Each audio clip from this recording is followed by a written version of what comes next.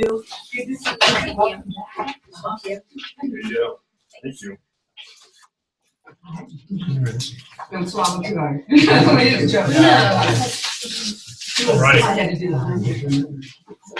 Well, no sweaters, so take that. Dr. Blanket. yeah. All right, sir. Yeah, he does. So that's why I'm like, okay. Someone's got a party. You might have Yep, same. When was this? Just recently? Oh my gosh. All right. Welcome everybody. We've got a full house, and I think we still might have a couple more people coming. So let's actually get started with quick intros, because I know it's been a while. Pat Bosco, student life. Will Moreland, college bag. Nate Pruitt, College of Architecture. Cindy Bontrager, nutrition and finance. Ryan Mitchell, faculty and president. James Krutz, graduate school. Ryan Kelly, College of Engineering. April Mason, provost. Doug Naples, College of Education. Steve Kutra, Student Support Director. Miranda Moore, College of Arts and Sciences. Sarah Neary, Privileged Student Committee. Heather Reed, student life and SGA advisor. Trenton Kennedy, student. Oh,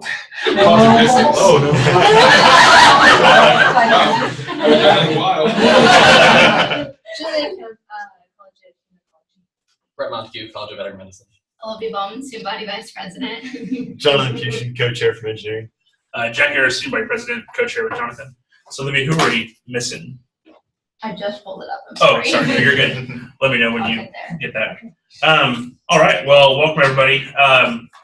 And just want to make sure everybody's good to go on, before doing anything else, our schedule. Our next meeting is, where I put it as the calendar, the 5th, right? No, it's not. It's the 13th. Next meeting is February 13th. Next week, we're not everybody could be here. And then the 6th, a lot of us will be in Topeka for state higher ed day training. It's also the Cream Village Bar event that night, so be sure to go to that. And then so we'll be back here on the 13th, and we'll have lots of fun things to discuss then. I'm doubling as Sue Peterson tonight, so that's an exciting thing that I've never thought I'd be able to say. She sent me a text earlier today, says she's sick, so which is too bad. I think she's actually been out for a couple of days, so I hope she's doing well. So anyway, what I was asked you to come and speak to us tonight and give kind of a legislative update, and I think that there's a lot of people in the room that could help with that as well. So just I wanted to touch base on a couple things. So I guess thinking historically, in 2016, in our fiscal year 2016, our budget was cut by 5%. And there were, KU and K-State were cut 5%. The other regions, institutions were cut 3%.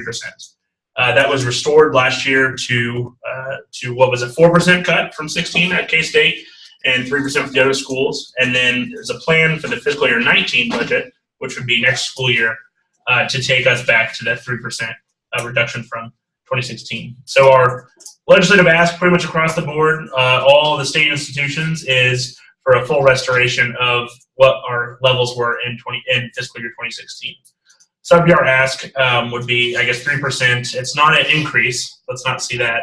It is simply a reversal of a decrease, right? So that, I think, is kind of the dollars and cents of it. There's a couple things that interact with that right now. This year, I think it's going to be especially difficult, given what is the school finance decision. The State Supreme Court is considering litigation from K through 12 schools that there's been a ruling that the legislature was unconstitutionally underfunding those schools, and so that's been the big challenge. Despite an additional dollars last year, there was a panel, like a three-judge panel, three-judge Supreme Court justices that indicated that there needed to be an additional $600 million. So I attached this brief, which I hope you didn't read all of it, because there's a lot of information that I actually prepared for the Student Advisory Committee, which is the committee of all the student body presidents. But I just had everything written down here, and I thought that it might be helpful for anybody who wanted to take a look at it, because it kind of talks about, what $600 million look like. Now, assuming this is purely a budget exercise, I want to be very clear on that. Very clear on this, that if the state were to make no changes to revenue, were to fully fund $600 million, that would require 18% reduction on all state departments. So that is, like I said, nobody panic on that. I talked to a bunch of legislators on Thursday, and they're all like, no, that's not going to happen. And I think that if Sue was here, she would hit me a couple times for not saying that enough, that the budget exercise, that's not necessarily going to, I don't think there's much of a chance of that happening. But anyway, so there's a special committee, and just to make everybody aware, like I said, this doesn't directly relate to what we're talking about this year, but the student body presidents are actually getting together, and we are filing an amicus curiae briefing to the Supreme Court, which indicates that that this courts need to consider the impact that it has on higher ed, and it needs to include higher ed in that calculation about funding for the state. So that is something I'll keep everybody in the loop on. If you want to take a look at this, it's kind of interesting. It's good knowledge, I think, that 51 cents on a taxpayer dollar goes to K-12 education. That's kind of what this page goes into. And then this is a report that the Board of Regents gave to a special committee on the impact of an 18% reduction. Once again, just an exercise. So that's kind of a quick overview of kind of what's going on. I think the challenge is obviously there's going to be a lot of legislative advocacy currently happening. We have a great team, and I know that James has been leading what will be an awesome team in February to go down there as well. But the challenge is everybody's hands are tied at the state, as far as I'm concerned. Every legislator I've talked to has been like, I would love to, do X, Y, and Z, but it's just, and across the aisle, I don't think it's a left and right type of thing. So that it's challenging. There's a lot of different competing factors and interests, and but we are hoping that, that is directly going to interact with how much we can, with what our decisions look like this year. So that pretty much concludes kind of what we know now. Everything else, as Sue and I try to briefly be pretty speculative. I don't know what's all speculation at this point. What's happening? I think it's going to be a long session, and as things develop, I'm not entirely sure where that's going to go. But anybody have anything to add to that? I guess the 600 million is the plaintiff's number. That's not the Supreme Court's number. So it's a different. Right. They just said it's inequitable. They didn't give a number. You know what I mean? So I guess part of the reason they had that whole committee and Exactly. talking about values and studies and all that sort of thing. So that's one important differentiator. The other thing I guess I can add is my colleague at Pittsburgh State said her rep asked him to go over there at the last Regents meeting. And they're talking about 14. Now, I don't know where 14. I was like, it was 18 before. I don't know where 14. You know what I mean? 40% reduction. Yeah, I was like, I don't know why 14. Now I guess, but Yeah. They Well- found some money. I was like, well, I was just like 14, and so she couldn't give me much detail on why Yeah. 14. You know what I mean? Because I told them about the 18 before, because they were aware of that. But It could be 14 was new, tax revenues are actually tax revenues are up right now. right? But I heard that not all of that is real, because a lot of people, because of federal tax law, a lot of people file their taxes really early, and are going to get a big check from the state in April. So that'll be awesome. I do want to show you this real quick. This is the governor's budget that he presented in the State of the State address. Which, if you listen to the State of the State address, I don't mean to be political, but it was kind of interesting to me because it started out. He said, "I'm gonna include in my budget proposal is $600 million additional dollars," and the rest of his speech was talking about how money's not the solution. And the rest of his speech was talking about how KCMO schools show that money wasn't the solution.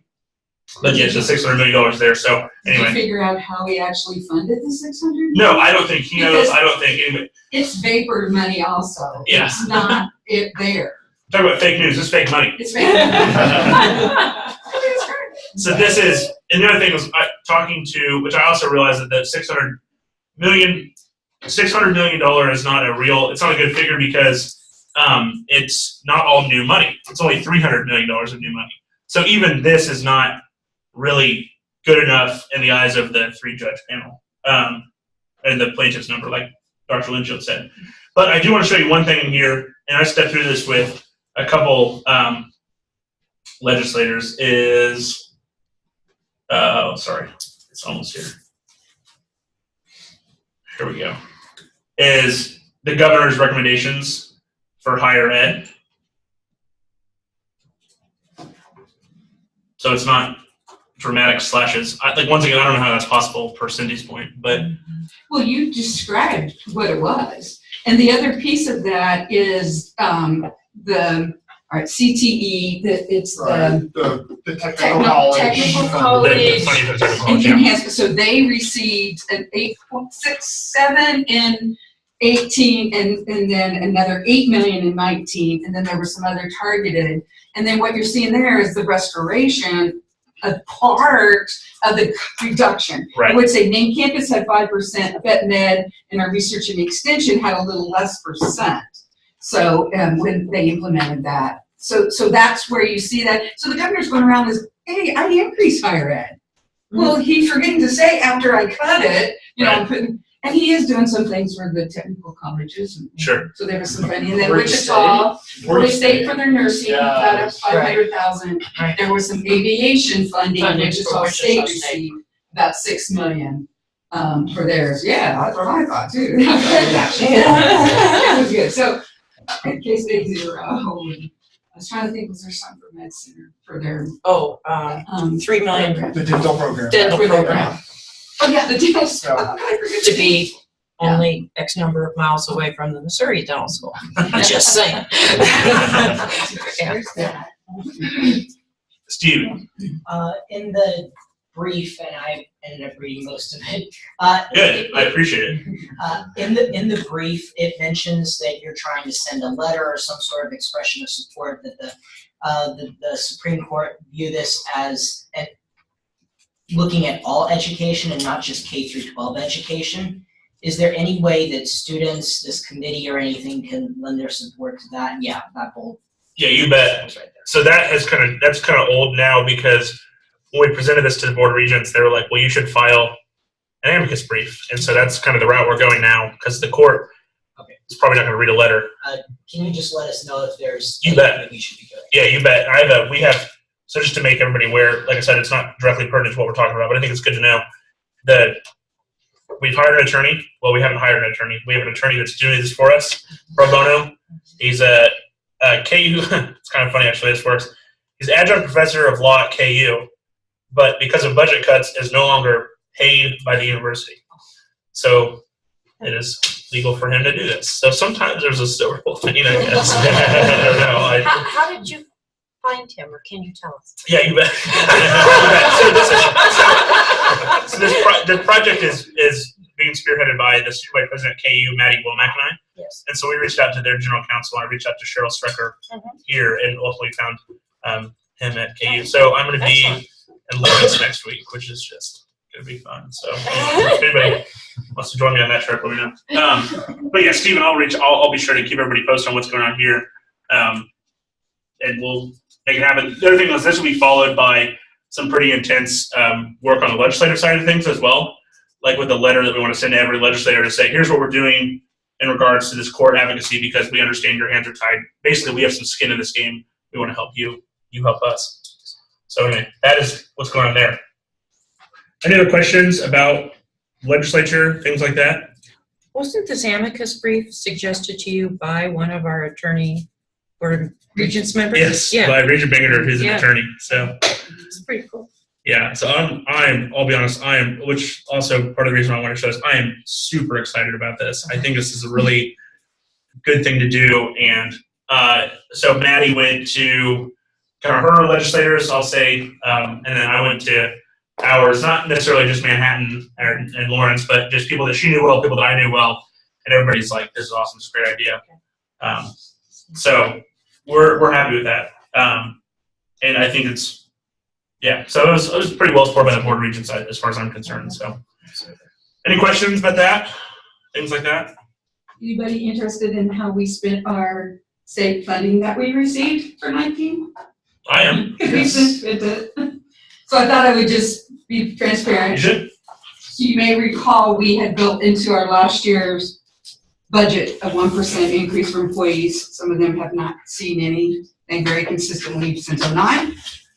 Some of our staff, faculty, anyway. So the state then provided their first switch salary increase for employees at 2.5%, but they had a very weird rules that you had to only be, if you were employed longer than 5 years and had received a raise, you weren't eligible to get another raise. And it caused a lot of concern and problems with our employees, because if you were here less than 5 years, you received the raise. So we decided, in order to be a little more equitable for all of our employees, we took a 1% and then added another 1.5% to it. And so colleges and units funded that from themselves this year one time, and then we are using that allocation we received from the state to make it in the base funding for 19. So it went for salary raises, faculty, And staff. and All staff. staff. All staff. Good deal. Full time. Excellent. All right. Appreciate you explaining that. And it wasn't a whole lot, 2.5 million, something like that. Gotcha. All right. Other questions? Concerns? I have a few. But like I said, I think it's just an important part to understand kind of that scope of things as we get into this year.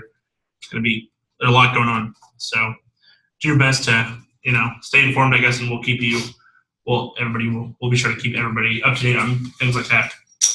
Okay. We're going to take a quick minute before we jump into this proposed, the process proposal, and talk about the orientation packet. Did anybody have problems accessing that? I know it ended up being like 300 pages or something like that. Please don't tell me if you read the whole thing. I hope you didn't. The main thing I think that's important to know, kind of context of previous years, and then also like mainly last year, just knowing kind of what we're working from. And I included the report from last year, but I can pull it up on the screen as well. But if you have any questions about that, reach out to me, reach out to Provost Mason, whoever, Cindy, whoever. I'm sure everybody will be willing to answer questions. So are there any questions about the packet, though? Anything you saw that you we need to discuss? Anything at all? Can I just ask a really curious question? You bet. Some of us have been in this room multiple times in one capacity or another. So for the students in the room, who was on this committee last year? If you could just raise your hand. It's a good number. Any from two years ago? 2 years ago? Any from 3? Okay, so at least we have an idea of who maybe we can go to for historical context on those discussions. Yeah, I think that's a good point as well. We have some good folks in here that can help with that as well. So, alrighty. Okay, well, we'll go ahead and jump into this proposed tuition fee process proposal. I apologize, I just sent it out yesterday. We had a meeting yesterday morning, and in the meeting, there was this kind of crew over here.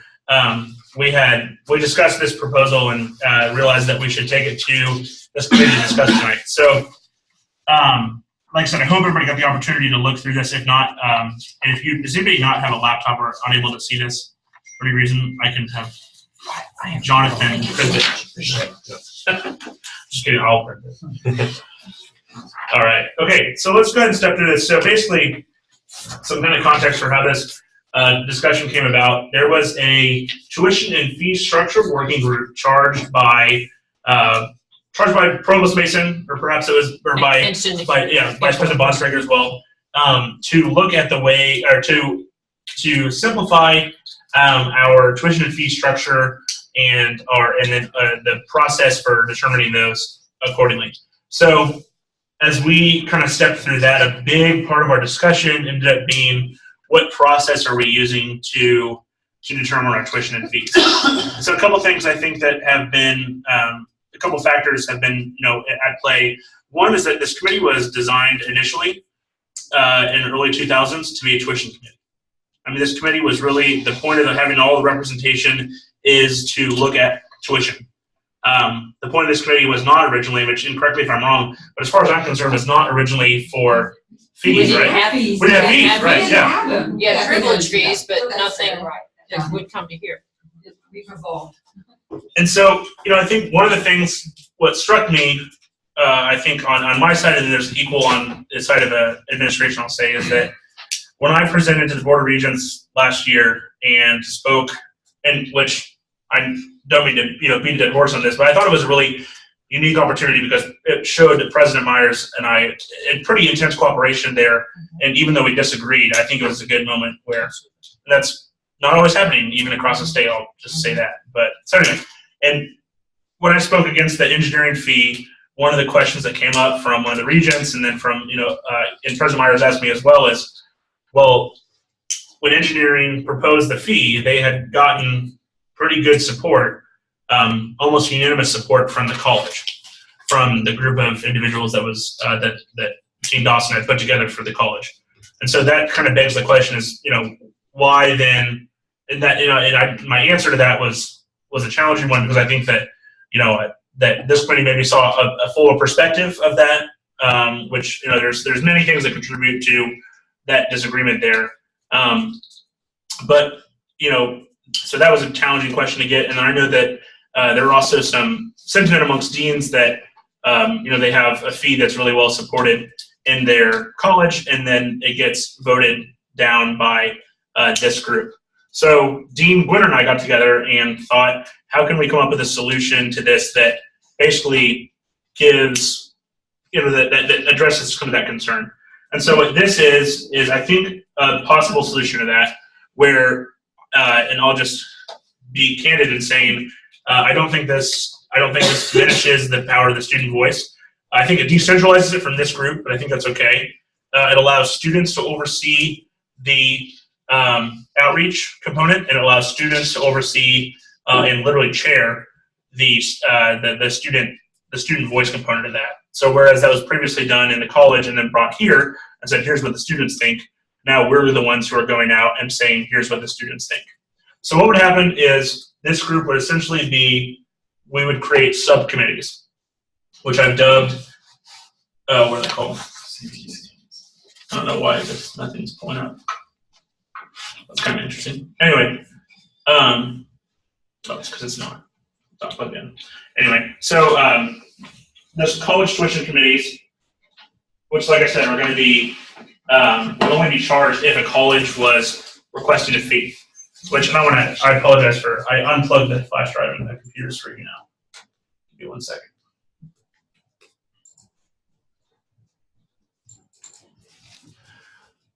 All right. So just take a look real quick at the process. So the college would begin their budget planning, and they would present the proposals to the provost, and and that's currently happening now. So Provost Mason is, I don't know if she has received, but she is receiving these, and has about 8 more days to do that, due by February 1st. And that's an application that was created jointly between this committee and administration.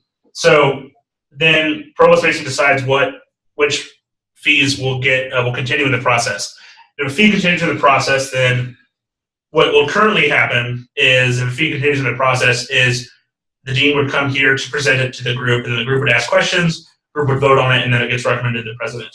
Under the new process, what would happen is, like I said, this is a proposal, this is meant to discuss, I want your input, is that we would charge a college tuition committee where we would open forums, and then the college tuition committee would vote, and that vote would serve as a recommendation to this committee, TFSC. TFSC reviews, makes sure the process is followed by the college tuition committee, and then based on that, issues a recommendation to the president. So a couple things is membership on the college tuition committee. The TFSC representative from the college that's sitting in this group would chair. So for example, let's say it's College of Business. Trent is now the chair of the Business College Tuition Committee. Okay, along with Trent, there's 2 other TFSC representatives that are not in business, Sarah and Miranda, and they will serve as ex officio non-voting members who will observe the process. We still have our administrators, provost, vice president of administration and finance, and vice president of student life, and perhaps faculty senate president. We hadn't really talked about that though. Would be great. And then all members of the respective college caucus, the Senate group, and then college leaders who outnumber the college caucus by 3 members, which is intended to make sure that there's a representation from within the college in addition to SGA. It's supposed to bolster SGA's input from the students. So a student from the college council or equivalent ambassador group, so in business, that's business ambassadors. Students from college-specific multicultural organizations appointed by the diversity point person. Current students from freshman, sophomore, junior, and senior class, and graduate student appointed by the college dean for student services, and the remaining students at large appointed by the president of the college council or equivalent ambassador group. This is a logistical something. I got a couple words for it. But I think it's good to have that intentional membership there. So then, like I mentioned, the dean would present, and the other thing is, I will simplify one logistic for you. Rather than meeting as TFSC, the business college tuition committee would simply meet at this time in 3 weeks on the Tuesday and hear the presentation from the dean. He would go through and explain, this, and they would have the opportunity to ask questions, and assuming that the dean has done some previous outreach. Then those individuals would vote, and following the vote, that gets presented to TFSC the next week, and this is the main group, and the group would determine if the process was appropriately followed, as in information was communicated well, individuals had the chance to ask questions, they were informed of the need for the increase, including the context of existing tuition, revenues and other revenue streams for the college, and students were able to ask questions. This is an important paragraph right here, is that the role of TFSC would not be to judge the merits of the proposed college increase, as that is work of the CTC. Instead, TFSC's role is to verify that the college tuition committee followed the process. So if it's determined that it was, then based on that vote, would go to the president. And then it doesn't change anything for the way that we do tuition. So tuition will still be done according to tuition, or a university-wide fee would still be done according to this process, which is what happens now, where it gets presented to this group, and this group would be able to discuss it. So that is the gist of the proposal. Jonathan, am I missing anything in there for our conversation, or those that were in the meeting on Monday?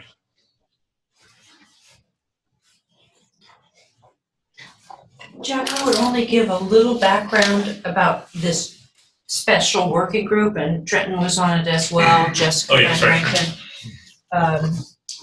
This group was charged by Vice President Bontrayer and myself to address the whole structure of tuition and fees, because this group, and Stephen has asked how many people were on last year, the year before, this group has really struggled. And last year there was fee after fee after fee for discussion, and we were meeting lots.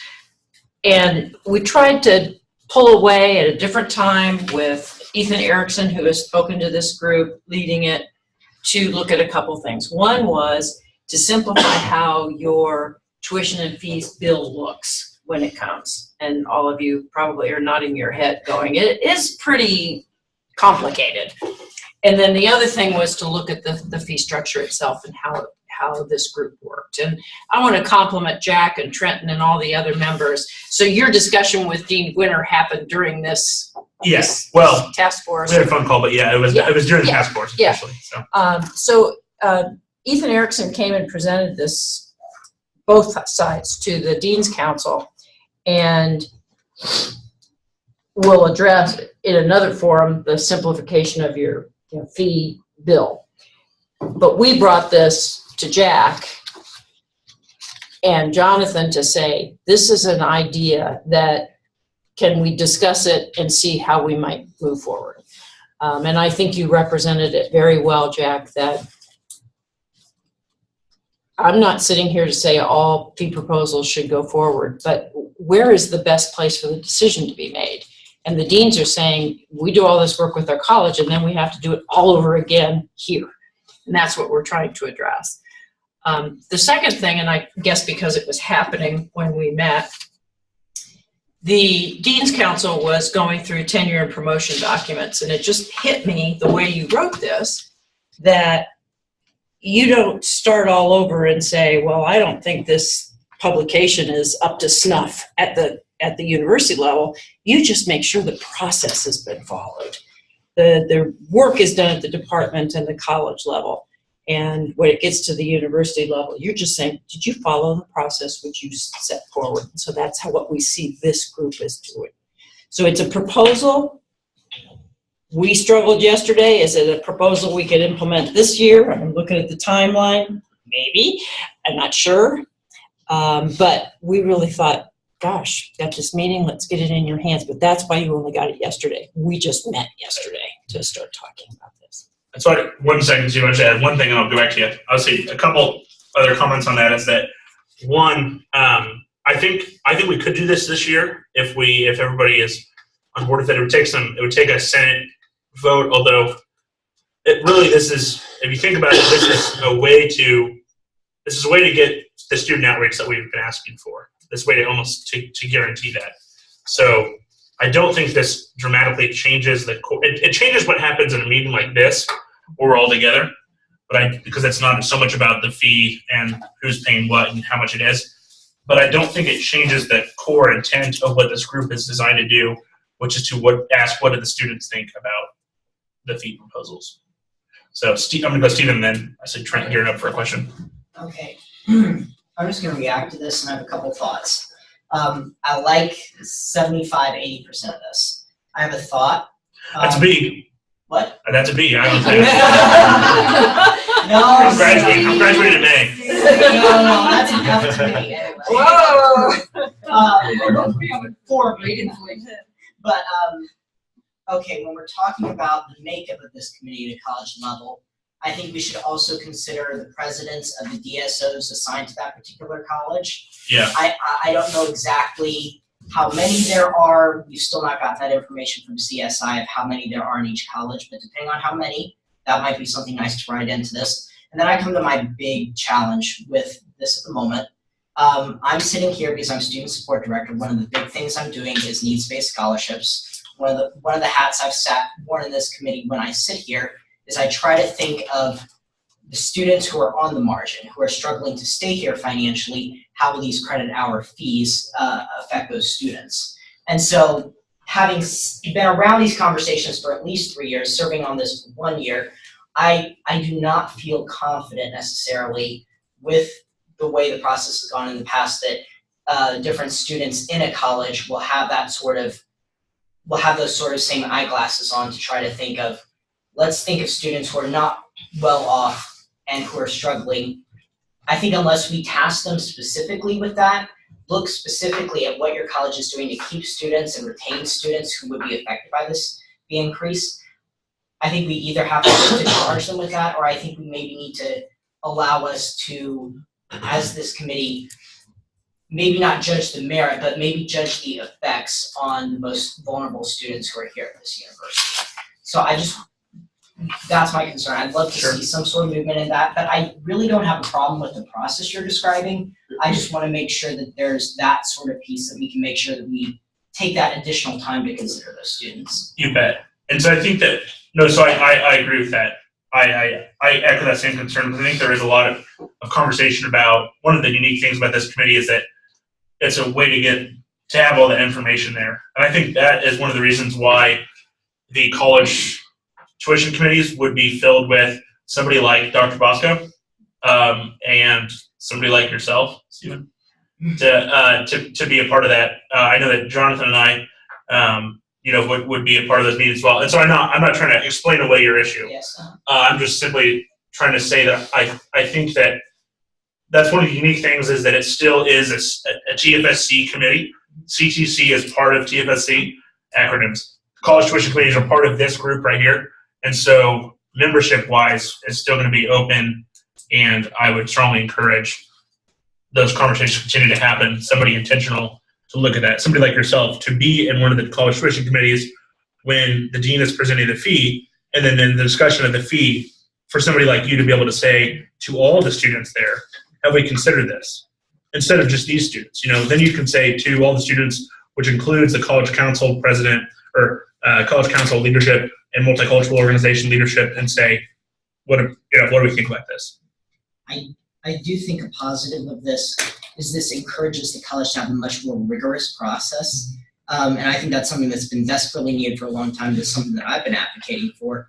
I think even with that, I still have doubts about that sort of mindset and being in the voting members who are on that committee. So I'd still like to see maybe a little bit of power held back for this committee to have, to review the notes, to think about all the students. Right. So that they can make a call if need be. Definitely. And so I was going to say that the other thing I meant to say is one of the unique things about this is it provides, you said more rigorous, I also say consistency, where everybody looks the same with what the process with how they're doing this. The other thing I think is that one of the unique things about TFSC is that we need to review the process to make sure that students were informed. I think part of that is if there was a large concern that the students did not understand the impact this would have on the students, that would be ground for a no vote, which then could be sent back to, it would go back to the college to make sure that that was corrected. Heather. The CTE, all of you who are representing a college here at this table, as you look at this, you're going to have a tremendous amount of responsibility to lead that Yes. in each college. And I wonder how you feel about that. I think my question on that is if would you need to create a CTC if your college wasn't proposing a proposal? No. No, it's just. And Heather, I think you're asking that for this year.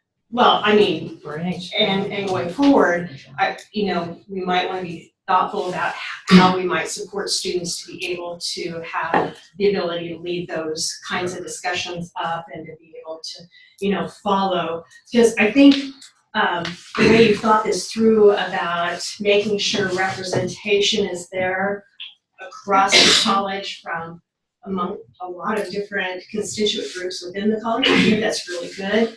I think it provides a challenge to the chair of the CTC to make that happen and to get out and find those individuals that will serve.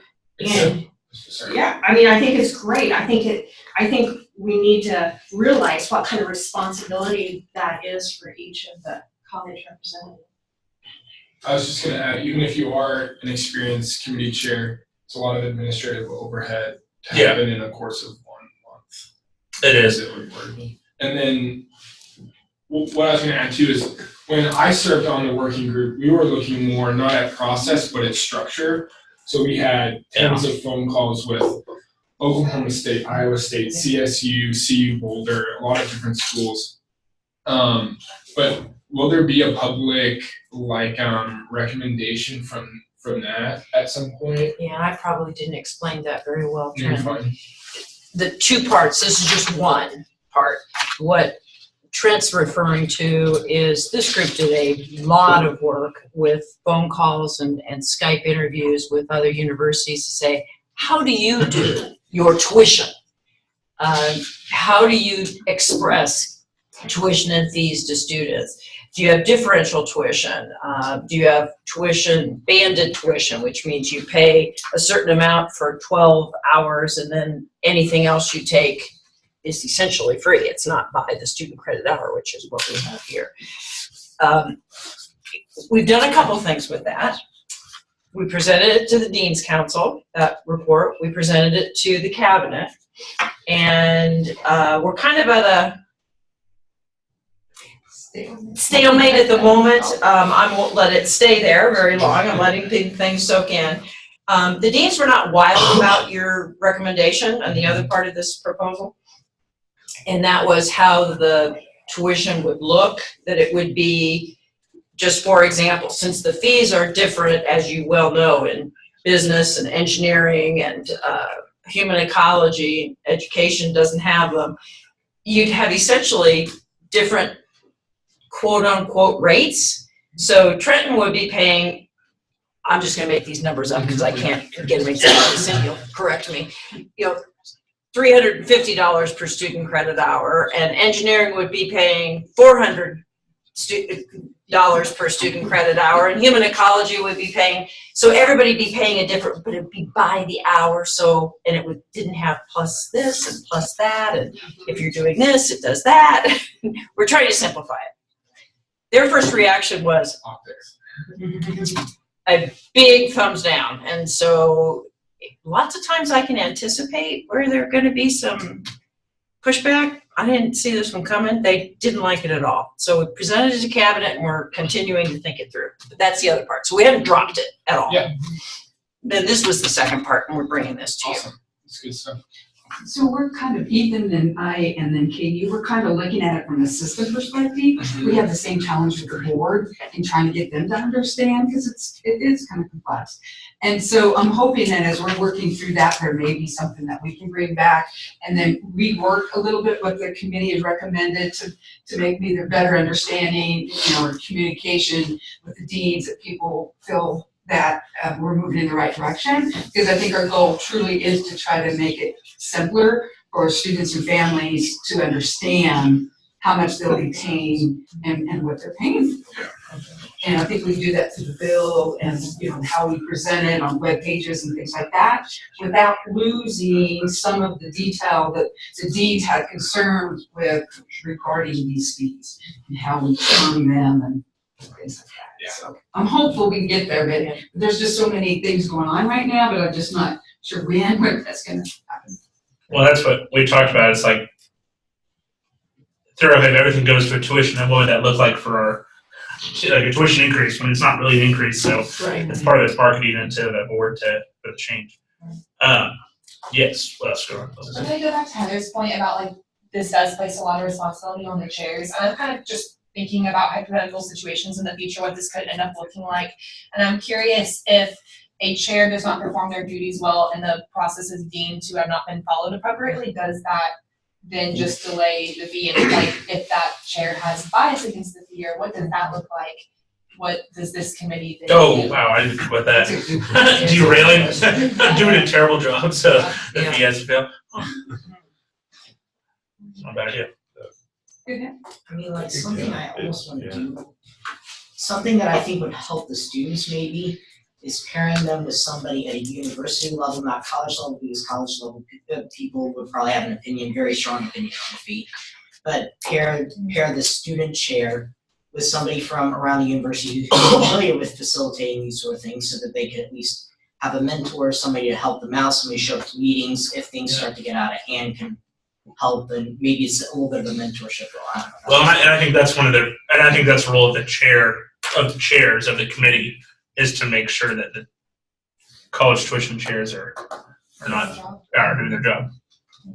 So what I was gonna bring up is, when I read it, the first thing that kind of popped out to me was, I would try to make the group as independent as possible, so I wouldn't let a dean or deans, sort of people underneath them appoint people, to a committee, because to me that leads to, that sort of, and then Stacking it. well, yeah, I mean, the other thing I thought about is you might want to clarify out here that dean gives proposal, answers questions, and then leaves. You know what I mean? And then there's a vote. You know what I mean? Which is the process we do here. I know here. You guys know that now, but there's going to be people reading this in the future, and that's not spelled out. You know what I mean? So there might be deans still in the room. Yeah. You know what I mean? I guess, and things where students are supposed to vote on something, that maybe is not what dean wants. So. And this is not like what would go. This is just an outline kind of for the report. But like, I would be much more intentional. I'd be much more still with that. And the other thing was like, we vote, the chairs vote. I want the chair of this committee to vote. Like, there's a couple things that needs to be spelled out already. So yeah, I respect that. One thing Jonathan brought up real quick that I want to discuss is one of the tasks of this committee is to review fees, review currently existing fees. So this year, as from what I understand, everything it's every 3 years fees need to be reviewed. I don't think there's a fee that we haven't, and I consider it a review. If somebody proposes a fee, I think we're inherently reviewing that fee. Does that make sense? So if somebody, like for example, human ecology proposed a fee last year, I think that as part of that process, we reviewed their current fees. So I didn't have a fee review scheduled for this year, but perhaps that's because we reviewed them all last year. Does that make sense? Is there any that we didn't? I mean, that education, be, but well, no, they don't have a fee. No, yeah, no, just I was trying to think who didn't. So ag and architecture we reviewed, and then So what about the College of Business Professional That How old is that? Go I don't know what that goes through. we talked about. Yeah, I don't think it came through here, did it? Did it? It was here originally? It was? It It was here. originally, and then Okay. when Dean Winter came in for phase 2 of his 3-phase process, it came under scrutiny by me. Right. But I don't know that it came under review. Under review. Yeah, I'm trying to think Yeah. while we're talking here. Let me go back to what we did with ag and with architecture, planning, and design. They came in and said, over these 3 years, we collected this many dollars from the student credit hour numbers, and we did this with it. Oh, we're a nice group. And I'm remembering when engineering did it a couple of years ago, they came in and said, this many student credit hours, this much money has come in, this is how we've used it.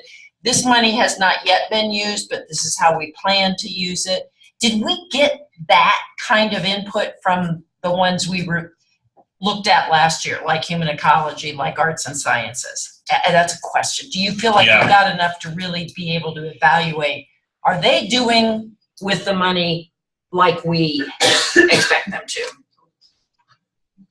Yeah, so I That's think the Trent's question. point is probably, like, what you're commenting about the professional advantage, I think is a good reminder that it's probably not looking at, it's probably time to do that. Yeah, because I thought the reviews that we got from architecture and agriculture were super robust, and made me feel really confident about those fees. So let's do this. Why don't Provost Mason and I talk and figure out what's coming up this year? Okay. Because if there's anything that's coming up this year, that would eliminate the need for a review, and then Yes. you know what I'm saying, and Yes, then I do. we can go back and you and I can look at the timeline and see what's happened there. Okay. I'll get back to you on that. But the point that I want to bring that up is because the fee review process, I think, should go through the college tuition committee for that as well. And then a recommendation. A recommendation to you, yeah. What are other thoughts? Concerns, Stephen? I like this idea. I like this plan. I just don't think there's enough time to draft legislation, push it through student senate, make sure that it's in the best quality that it needs to be, to make sure that we identify students in a particular college, get a recommendation from those students, have it just be generally reviewed by this, and have it done by the end of April, which is the absolute latest when we have these sort of things done. I think that'd take a monumental effort, and if everyone around the table is like monumental effort, I'm like totally for it. But sometimes I'm a fan of let's think about this, let's talk about this, and we'll find different ways that we can improve this process before we actually get started. So I think, Steve, one of your points is about the legislation side of it, like in Senate. So I definitely want to do that, and I'll write that tomorrow. Well, just kidding, but this weekend. But one of the challenges I think not a challenge, but one of the things I talked to Bill about is that, like, in the bylaws right now for tuition and fees, it says we must review fee proposals. And I see this as a way of reviewing the fee proposals. Like, I know it's kind of crappy to say, I know it's kind of a roundabout way to do that, but I think that this is an enhancement of the way that we review it. So the only change would be that it's not binding. Does that make sense? Yeah. If we were to go forward with this, it just wouldn't be binding because that's not in the legislation. Yeah, if everyone's okay with the additional time that it would take, because this will be a lot of responsibility on the people who signed up for maybe a different position than they're being asked to do right now. Yeah, no, it's gonna take more time. It will. So that's a concern. What would happen if first of all, I would not take what you proposed to the Senate. I think when you start getting into the nitty-gritty of how committees are gonna be formed and good luck with all that. That's really the sausage. You're authorized, the committee is authorized to review college fees and tuition. That's clear. My understanding is what you're suggesting in this plan is that we do, as you suggested, Stephen, that we look at evening out the student process. that as long as, and I have to admit, when we talked about this new structure, we did talk about Sarah or Trent or Stephen chairing these committees, because there's a natural tension, let's face it. In student life, I enjoy having this kind of discussion, and you're in my business.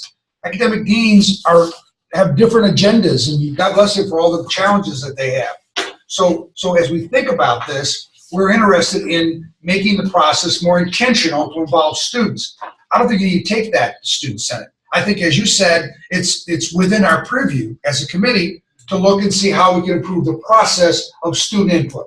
Because there were concerns about that last time, and the year before that, and the year before that. Second, I do think that you mentioned the 80% and 20%. Part of it was the charge. And I think we should outline specific expectations of a fee.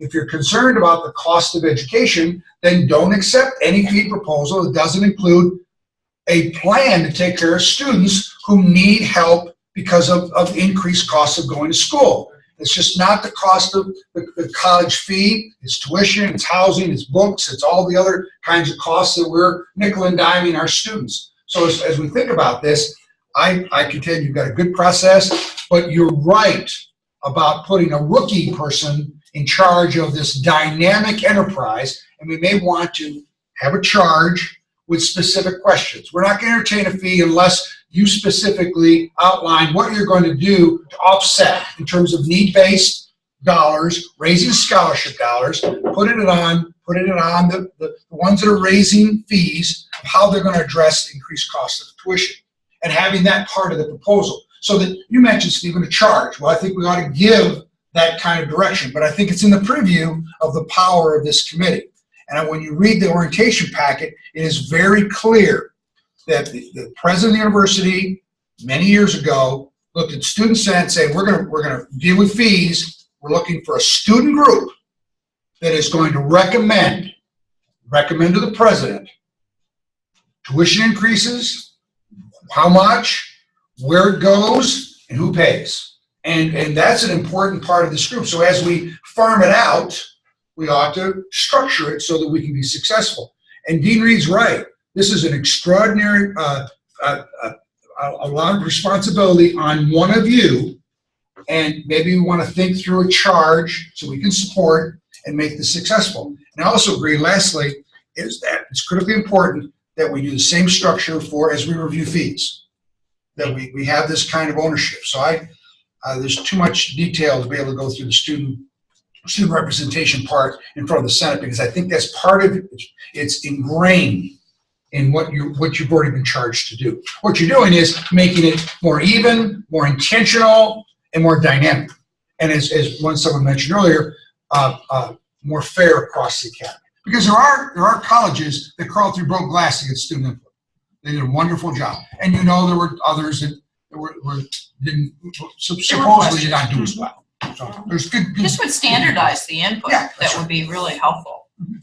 Yeah. And I really don't think the deans will push back on that, because there really hasn't been a standardized way for deans to get input. They've tried within their structures, and I think done the best they could.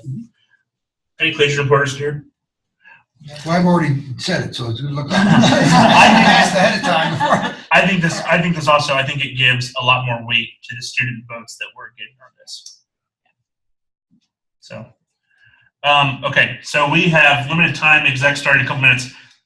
What I want to do is I want everybody to sleep on this. Send me your questions. Everybody has my number. Or don't text me, actually, just send me an email. And Ryan, you can text me. Ryan, you can come over and we can hang out and you can talk about it. So, everybody else, though, just send me an email. So, we initially were not, I know we were not planning on having a meeting next week because Dr. Lynchfield and I had talked about not being able to attend. However, given this kind of new challenge, I think, with looking at a new process, I'm wondering, and Dr. Lynchfield, I apologize that you wouldn't be able to attend. However, just kind of given the circumstances, is everybody available next Tuesday the 30th at 6? Same time, same place, we'd be here. Something like that. 30th? The 30th, yeah. Also, I've got another meeting. Okay. sounds good. Thanks. I'll be unable to be here. I'll be able to be here. The 30th? The 30th. Yep. Yep. You know, I will be meeting with the SGA at Polytechnic campus. Oh, really? They meet on Tuesday nights, and it's taken me forever to get this set That's up, good. so I'm glad I you won't are. be here. Gotcha. But if it's so, for those of you that cannot attend, Trent, Rose Mason, Dr. Winchell, it sounds like that's what I'm hearing now. Is it okay if you can send me thoughts and then, I guess, for you, a vote by email? Yeah, So- that's the night of the enrollment management. Oh, Gotcha. Oh, that's right. Oh, Shoot. yeah. Well, am I taking too many of your people? Has anyone here signed up to be a part of the Huron Consulting Focus Groups? There's student group. Other option is exec, if you want to move that Move the around. time. Yeah, move the We time around. possibly could, yeah. If we go later, what If I'm the time? only one that's missing, don't worry about it. Okay, what time is that at? Sorry to do this for everybody. I just want to make sure we have it. They start at 5:30. You only start at 5 to 7. That's what I'll be busy. Would everybody run at 7? I know Provost Mason probably still gonna be in Salina. You want to send out a dual? I'll send out a doodle poll. Let's plan for 7. Can I ask a really stupid question? It's no stupid question. It's coming from Where'd you. it go? What's a DSO? Department Sponsored Organization. Thank you. Oh, I knew that. I was like, come on, Provost Mason. I was trying to get something else out of it because I knew that. It was a stupid question. You're I knew good. that. No. Hey, thank you, everybody. I will send a doodle poll. Let me know as soon as possible. I'll see everybody next week.